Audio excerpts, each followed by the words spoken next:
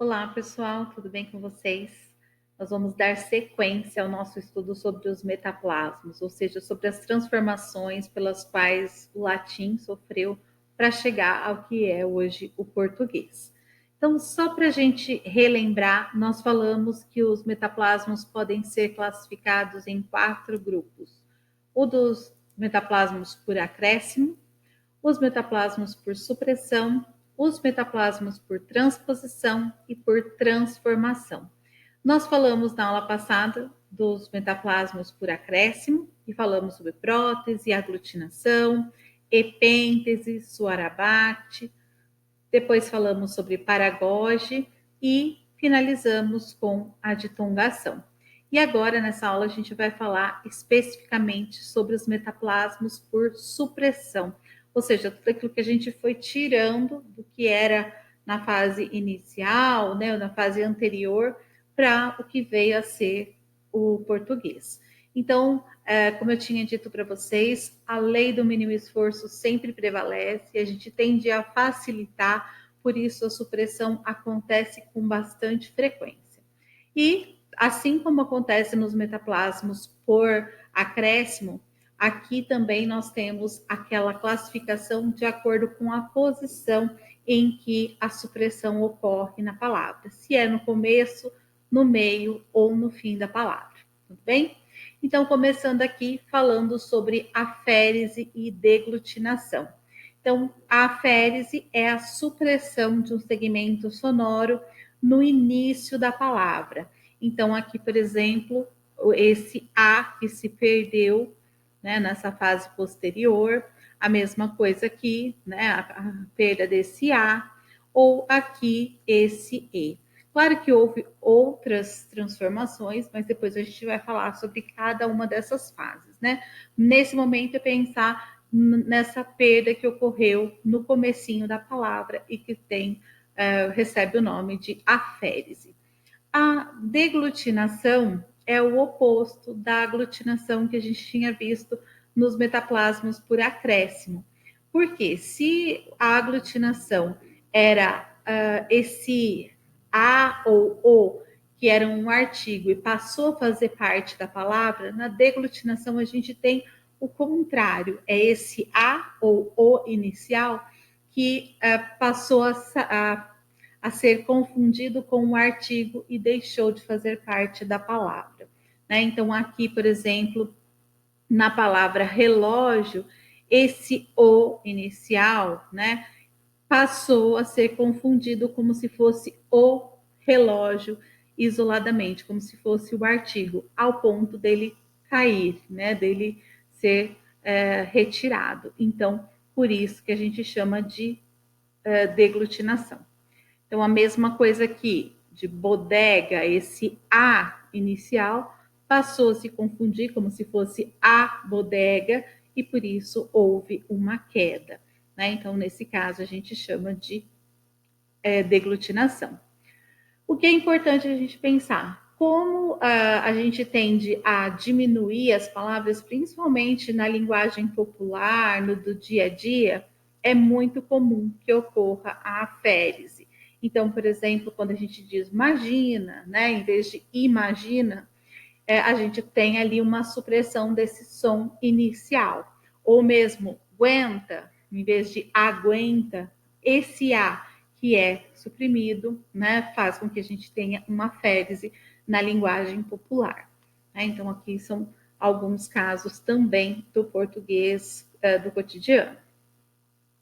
Depois, nós temos a síncope. E vocês vão ver depois, conforme a gente for fazendo os exercícios, o quanto que a síncope é comum. Então, a síncope é a supressão de um segmento sonoro no meio da palavra. Então, aqui a gente tem, por exemplo, de legale para leal, esse G que se perde, né? Ou de legenda para lenda, aqui também esse G se perde, e de malo para mal, a gente tem a queda desse L no meio da palavra. Então, ocorreram muitos casos de síncope, né, na passagem do latim para o português, como a gente vai ver nos exercícios. E aqui a gente tem um caso especial de síncope, que é chamado de aplologia, que é a supressão da primeira de duas sílabas sucessivas iniciadas pela mesma consoante. É um caso muito específico, por isso não é tão comum como a síncope. Então, por exemplo, aqui a gente tinha bondade. Ao adicionar esse oso que transforma esse substantivo em adjetivo, a gente teria bondadoso. E aí a queda dessa consoante, né, dessa sílaba, na verdade, faz com que a gente, em vez de ter bondadoso, a gente suprime essa primeira das duas sílabas com a mesma consoante, que passa a ser bondoso. Né? Então, isso acontece com alguns casos específicos, principalmente na formação de palavras. Mas, de novo, é um caso extremamente específico, então a gente tem que tomar cuidado, porque aqui é o som, a supressão de um som qualquer. Aqui é de uma sílaba e em repetição com a mesma consoante da sílaba seguinte. Tudo bem? Depois nós temos a apócope. Então, é só vocês lembrarem de após. Né? Então, é uma supressão de um segmento sonoro no final da palavra, quer dizer, depois da palavra. É bem no finalzinho. Então, a gente tem, por exemplo, mare, que virou mar. Então, essa queda desse E final. Ou esse amat, esse T que vira ama. Né? Então, há uma queda no finalzinho da palavra. Percebam que, apesar desse E ter caído, quando a gente faz o plural, vira mares, né? A gente mantém esse, a mesma coisa, males, né? O E passa a fazer parte do plural. Um caso de apócope muito difundido no português brasileiro é o da supressão da consoante R em final de palavras, sobretudo de infinitivos verbais na hora de falar, principalmente, né?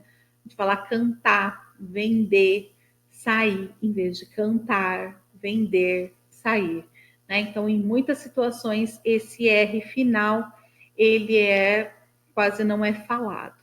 Então, é um caso de apócope na linguagem popular e do português contemporâneo, né?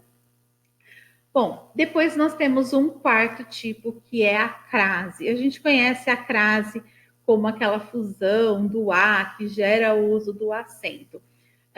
Tem a ver com a crase aqui, mas não necessariamente com aquele tipo específico em que a gente vai usar o acento grave. A crase, ela é a fusão de duas vogais iguais em uma só. Então, é o que acontece com o acento, né? Quando a gente tem dois As que se juntam e passa a ocorrer essa fusão, e a gente marca essa fusão por meio do acento grave. O acento é chamado de grave. O processo de fusão é que é a crase.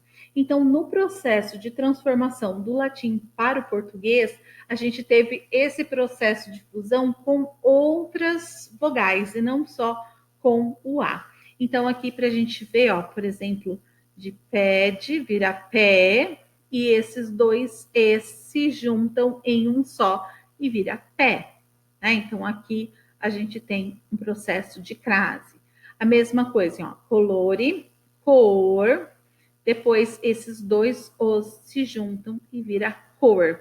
Então, aqui a gente tem uma crase. Então, são duas vogais iguais que passam a se tornar uma só. Na fala atual, a gente ainda tem muito disso, principalmente em algumas situações, como cooperar. Dificilmente a gente vai pronunciar como cooperar, a gente fala cooperar, né? Ou álcool, né? Então a gente fala álcool, muitas vezes álcool mesmo, né? Então álcool ou a gente dificilmente pronuncia os dois os. Então a gente tem uma crase na fala, obviamente que não é o aceitável, não é aceito pela norma culta, mas isso ocorre, é um processo comum. E lembrando que toda transformação ocorre primeiro na fala, né? Então aqui a gente tem alguns casos de crase. Depois, nós temos um outro tipo de supressão que é sinalefa. Como eu disse para vocês, os nomes não ajudam tanto na hora da gente fazer essa classificação, mas também pode ser chamado de elisão.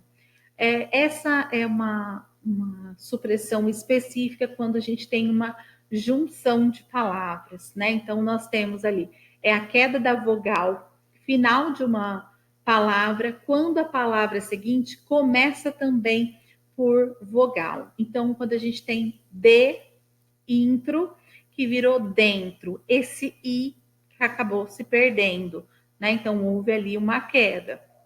Então, a gente tem uma elisão, ou sinalefa, que vocês acharem melhor. Então, de, né? Que passou a virar desde. Ali a gente tem esses dois es que se juntaram. Lembrando que são palavras diferentes, né? Por isso que a gente não está chamando de crase, porque a crase, as vogais ocorrem na mesma palavra, dentro da palavra. Aqui nós estamos falando de formação de palavras. E isso acontece bastante também na nossa fala, porque como a gente tende a falar mais rápido, a gente tende a juntar algumas palavrinhas. Então a gente fala, o Pedro é um cara inteligente, né? Então esse o Pedro é, a gente quase que não fala o Pedro é, né? A gente quase não pronuncia esse o. Então na fala isso acontece com muita frequência e por isso que às vezes isso pode gerar uma dificuldade de compreensão, principalmente quando a gente pensa num estrangeiro ouvindo uma música brasileira ou mesmo a gente ouvindo uma música que a gente não leu a letra e a gente canta achando que é uma expressão e é outra, né? Então isso provavelmente já deve ter acontecido com vocês. Como aquele caso da música do Djavan, não sei se vocês conhecem, que fala amar é um deserto e seus, enfim. E aí fala amaré um deserto. E aí muita gente cantava amarelo deserto, né? Então, amar é um deserto, né? Então, essa junção ocorre justamente no processo de elisão. Depois, nós temos um sexto tipo, que é chamado de simplificação ou redução de geminadas. Vocês podem escolher a forma que vocês acham mais fácil de lembrar. Como diz o nome, é para simplificar mesmo, né? Vai reduzir as gêmeas, né? Quer dizer, duas consoantes iguais, juntas, né? Então, redução de duas consoantes idênticas e contíguas a uma só. Ou seja, elas estão juntas, são idênticas e passa a ser uma só, sem alteração de som na palavra. Por isso que não estamos falando de dois R's e um R intervocálico, porque esses sons são diferentes. Carro e caro é diferente, né? Então não estamos pensando nesse caso. A gente está pensando em duas consoantes iguais que, ao serem reduzidas, não trouxe nenhuma alteração no som da palavra. Então, ali a gente tem um caso de Estela, esses dois L's que passou a ser Estela com um L só. Houve uma redução de geminadas, uma simplificação. Duas consoantes iguais, soa a uma só, sem nenhuma mudança sonora. Então, aqui era para a gente pensar rapidamente sobre os 6 tipos de metaplasmas por supressão. Então, lembrando de novo da questão da posição em que essas transformações ocorrem, se é no começo, no meio ou no fim da palavra e de que tipo de transformação é essa. Então, nós temos aqui 6 tipos de metaplasmos por supressão. Bom, depois a gente vai falar sobre os demais tipos. E até é isso. Até mais. Qualquer dúvida, comenta aí. Beijo.